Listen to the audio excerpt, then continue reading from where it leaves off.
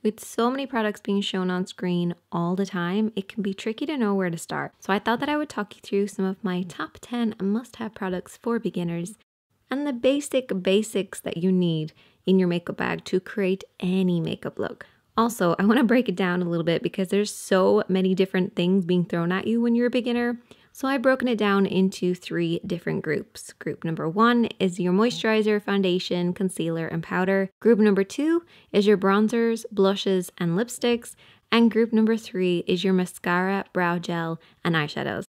So let's get started with group number 1. Your first must-have product is your moisturizer. So your moisturizer is the last step in your skincare routine, which then becomes your first step in your makeup routine. Your moisturizer gives your makeup something to hold on to. Even if you're using powders, you have to apply a moisturizer first to help even out the texture and give you a better long-lasting finish. But I would recommend waiting about 5 minutes after you apply your moisturizer, just so it has time to fully absorb. And if your skin feels wet after 5 minutes, you're probably over-applying. Blot off the excess and just use less next time. Before we get into it, I want to talk a little bit about makeup and creating a blank canvas. No one has perfect skin all the time. We all have redness, breakouts. It's totally normal. Foundation and concealer is used to cover these imperfections. However, I don't like to think of it that way. I like to think of them as bringing out and enhancing other areas. Creating a blank canvas so that your eyes show up more, your face shape, your lip shape. It's not always about covering. Sometimes it's about using something to cover, which then enhances something else. Which brings us on to must-have product number 2, foundation. For beginners, you'll often hear recommendations of tinted moisturizers, BB creams, CC creams, because apparently these are supposed to be easier to apply. However, that's not exactly true. BB creams, tinted moisturizers, they're sheer and lightweight, which is why they're easy to apply. But that's only comparing them to full coverage heavy foundations. There's lots of foundations out there that are lightweight and sheer as well, and foundations are available in more tones, shades, and finishes compared to BB creams and tinted moisturizers. So you're guaranteed to find the right one that's going to work perfectly for you. So the basic rule to finding the right foundation is to note these 3 things: texture, tone, and shade. So the texture is your skin type. And when you're picking out a foundation, it's a bit like picking out a shampoo. If you have dry hair, you go for a moisturizing shampoo. Thin hair, volumizing shampoo. And it's the same with foundation. You have dry skin, illuminating foundation. Oily skin, mattifying foundation. Then you have your tone, which is your undertone. This is cool, warm, neutral, olive. But people often confuse the undertone with your shade, which is from light to dark.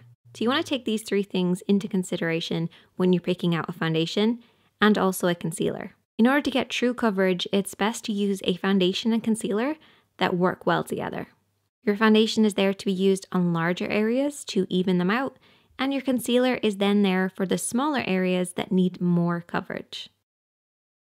Must-have product number 4, setting powder.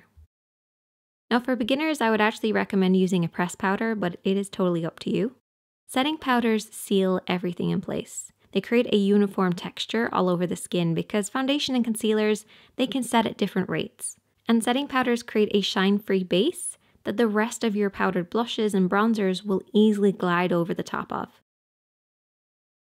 So that's group number 1. Moving on to group number 2, bronzers, blushes, and lipsticks. So must-have number 5. Bronzer. I want to talk real quick about the difference between contour and bronzer. Your contour is a matte shade, always matte, a dull, shadowy like tone, and it's used in the low points of the face to emphasize the bone structure. Bronzer, however, can be satin, matte, or shimmer, usually more of a vibrant, warmer tone, and it's used on the high points of the skin.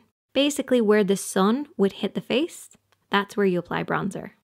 For beginners, I would actually recommend using a pressed powder in about 1 shade or more darker than your skin. That way you can use this on the high points or the low points. Perfect if you really don't know what you're doing.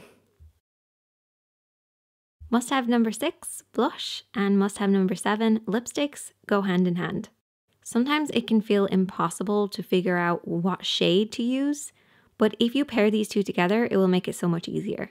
So here are my 3 tricks for picking out the perfect lipstick and the perfect blush. Match the lips. Use your bare lips as a guide and basically mimic this in your blush and your lipstick. And then you can just adjust it, going brighter or lighter, depending on the look that you want to create. But using your lips as your first guide. Mix and match. If you have a lipstick that you love, maybe it's a bright pink, try then going for a more muted pink on your cheeks, or a coral cheek, a coral lip. The only time you don't want to do this is when you're wearing red because you can kind of look like a clown, but I do have a video coming up really soon on how to actually wear red. But mixing and matching your shades will help to bring the entire look together. And the last one is to match your cheeks. So run around or very lightly pinch your cheeks to see what color they go. And then try and get a lipstick and a blush to match that color. And there you go. Perfect shade for you.